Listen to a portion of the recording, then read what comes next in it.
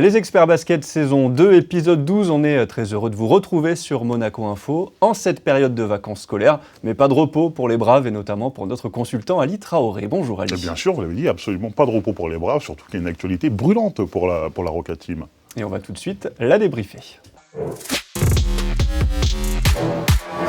Ali, 2 matchs seulement, j'allais dire, cette quinzaine à débriefer, notamment un gros choc d'Euroleague avec, pour la première fois de l'histoire monégasque, 7 victoires au Palau Blaugrana, la mythique salle du Barça. Est-ce qu'on peut dire que Monaco a envoyé un message au reste de l'Euroleague avec ce succès? Moi, j'ai envie de dire encore plus, 2 victoires en 2 matchs face au Barça. Oui. On le sait que les 2 dernières saisons d'Euroleague avec Monaco, c'était compliqué de battre le Real, de battre le Barça. Ça montre quand même une vraie progression dans le jeu monégasque.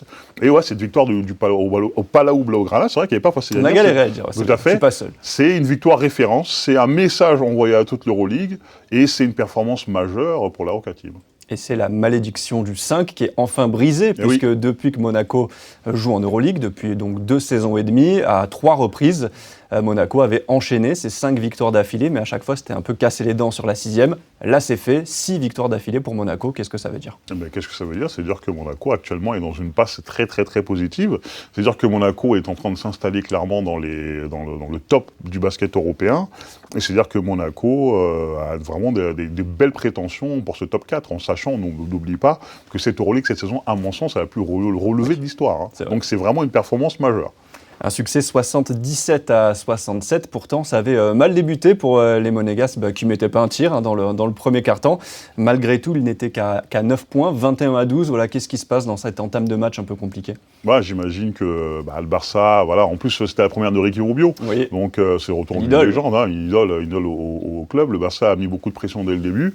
Monaco, on n'oublie pas aussi que c'est le retour de trêve, donc peut-être un petit manque de rythme, mais une fois que défensivement ça s'est mis en place, alors là, il n'y avait aucune chance pour Barcelone. Laisser Barcelone à 67 points, c'est ça ? C'est ça. C'est une performance extraordinaire, surtout au Palau Blaugrana. Et là, j'ai réussi à dire correctement. Ça, c'est beau. Ils les ont limités à moins de 16 points sur les 3 autres quart-temps. Justement, on a vu le Barça en manque de solutions, arrosé notamment à 3 points. Ouais. C'est à cause de l'excellente défense monégasque. Bien sûr, Monaco a réussi à bien fermer la raquette, faire en sorte de repousser les attaques du Barça. On a pu voir plusieurs fois le Barça vraiment jouer à la passe à 10 à l'extérieur. Donc ça, c'est vraiment le signe d'une défense très solide. Et voilà, de toute façon, le b.a.-ba de la défense, c'est de protéger sa raquette. Donc à partir du moment où c'est le cas, le Barça devait s'appuyer sur une adresse qu'ils n'ont pas eu sur ce match-là. Donc technique gagnante pour Monaco. Bien sûr. Parlons un peu des prestations individuelles d'un joueur notamment qu'on adore, Don Théol, qui a livré un sacré chantier. 10 points, 7 rebonds, 2 contre, 20 dévals en 18 minutes. C'est sur ce genre de match qu'il montre vraiment tout son potentiel. Ce n'est pas qu'une machine à highlights, à mettre des tomards et des alley-oops. Oui, bien sûr. Franchement, Don Théol, je vous avoue que depuis le début de saison, il me décevait un peu. Parce que je n'avais pas retrouvé le Don Théol qu'on a pu avoir. Vraiment le joueur extrêmement explosif, qui récupère beaucoup de ballons, beaucoup de rebonds offensifs, et défensivement, qui est très très fort, notamment sur le pick and roll. Ouais. Depuis quelques matchs, ça va beaucoup mieux pour lui. Comme quoi, le basket, c'est hyper cyclique. Pendant un moment, il était au placard, aussi. Maintenant il revient. Après, ce sera un autre joueur. On sait que là, on a 3 pivots avec même de Donatas Motinas qui peut apporter des trucs différents. Là, actuellement, c'est autour de Don Théol, donc il faut en profiter, il faut capitaliser. Et on est obligé aussi de parler de Mike James, forcément, qui aurait pu déjà rentrer dans l'histoire du côté de la Catalogne s'il avait inscrit ses 28 points. Il en a mis donc 17, il est bloqué à 4444 points. C'est un joli chiffre, plus que 12 à marquer pour dépasser la légende, Vassilis Spanoulis. Ça devrait être, normalement, 12 points, le cas jeudi contre l'Étoile Rouge de Belgrade. Oui, alors j'ai aucun doute. Alors autant j'avais beaucoup de doutes sur le fait qu'ils mettent 29 points moi, dit non, à Barcelone, en sachant que ils défendent plutôt pas mal sur les extérieurs, les Barcelonais. Autant là, j'ai absolument aucun doute sur le fait que Mike James deviendra le meilleur scoreur all-time de l'Euroleague dès jeudi. On en parlera dans la prochaine émission, bien sûr, de ce record quand il sera tombé. Ça fait 17 victoires, 10 défaites pour Monaco en Euroleague, c'est-à-dire qu'il reste 7 rencontres, si on calcule bien. Et quand on regarde le calendrier, il est ultra favorable pour les Monégasques. Il y aura 7 équipes classées au-delà de la 10e place. Il y a un énorme coup à jouer pour cet objectif du top 2. Bien sûr, top 2, top 4. De toute façon, on veut l'avantage du terrain, c'est le plus important. Dans les playoffs, on sait à quel point c'est important. On l'a vu face à Olympiakos la première année, face au Maccabi la deuxième année. Maintenant, j'ai envie de dire, attention, parce que sur les 6 victoires, là, c'était le moment où le calendrier était le plus compliqué. C'était un calendrier d'enfer, mais vraiment, on prédisait l'enfer. Monaco a fait le taf. Ouais. Maintenant, on le sait que c'est des adversaires moindres qui arrivent sur les 7 derniers matchs. Et justement, il ne faut pas se relâcher parce que ça reste de l'Euroleague, ça reste des équipes de très haut niveau. Ouais. Donc, j'espère que mentalement, les joueurs de Monaco ne vont pas se relâcher parce que ce serait quand même dommage de lâcher des victoires, surtout à domicile, des victoires, pas données, mais presque. Sur le papier, des matchs que Monaco est censé gagner. Attention donc à la décompression. Il y avait aussi un match de championnat face à Nanterre, devant 15 700 personnes. Ça, c'était sympa, dans une belle salle, comme ça, un match avec des tribunes bien garnies. Honnêtement, je voulais un petit peu le débriefer, mais on a envie de dire vivement la fin de la saison régulière. C'est ça en Betclic Elite, quand on voit tellement l'avantage. Alors, ne soyons pas arrogants, mais c'est clair que là, actuellement, c'est les matchs de Betclic Elite actuellement pour Monaco. C'est vraiment l'expédition des tâches courantes, ouais. Clairement. L'équipe est vraiment au-dessus par rapport à la grande majorité des équipes de Betclic Elite. Donc c'est important quand même de la jouer, c'est important de garder la suprématie, parce que aussi c'est une question de suprématie monégasque. D'ego aussi, il faut gagner les matchs. Et une question d'ego, donc mais il faut quand même rester concentré en Betclic. Et sécuriser donc cette première place de saison régulière le plus vite possible. Maintenant, la chronique que vous attendez tous, le point d'Ali.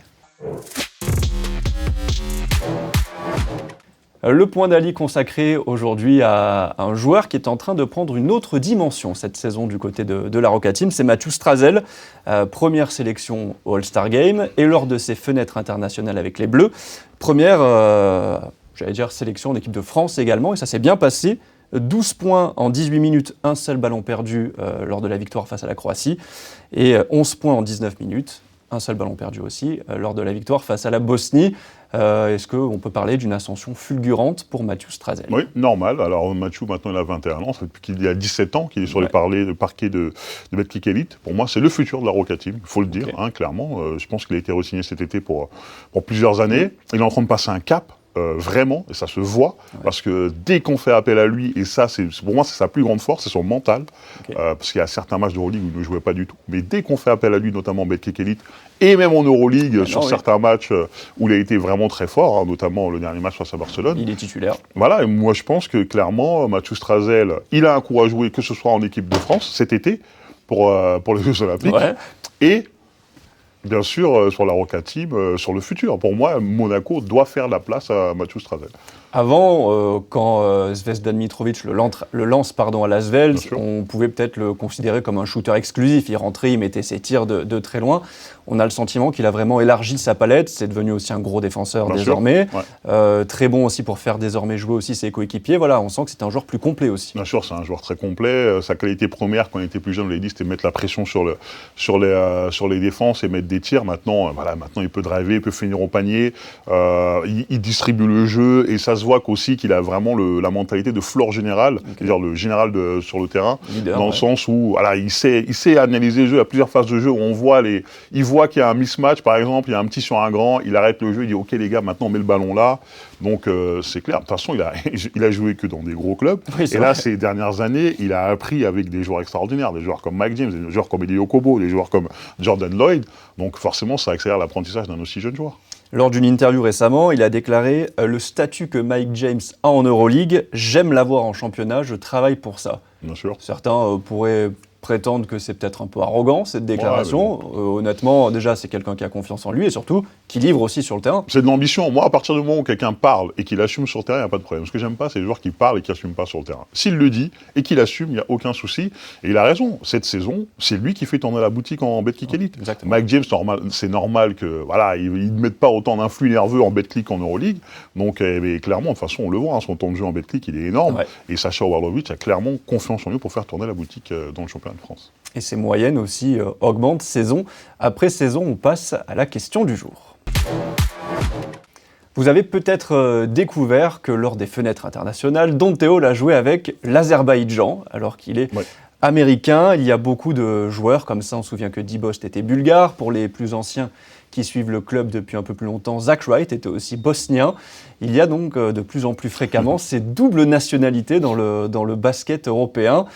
Votre regard, Ali, là-dessus, est-ce que vous trouvez ça normal? Est-ce que vous trouvez ça exagéré qu'il y ait de plus en plus de ricains qui aient ces doubles nationalités? Alors mon regard, il est nuancé, dans le sens où c'est pas la première fois qu'il y a ça, hein, ça a toujours existé, Ouais. les joueurs naturalisés. La France on a bénéficié aussi, des joueurs comme Joachim Noah, Thierry Tarpé, Thierry Kersey, et j'en passe et des meilleurs.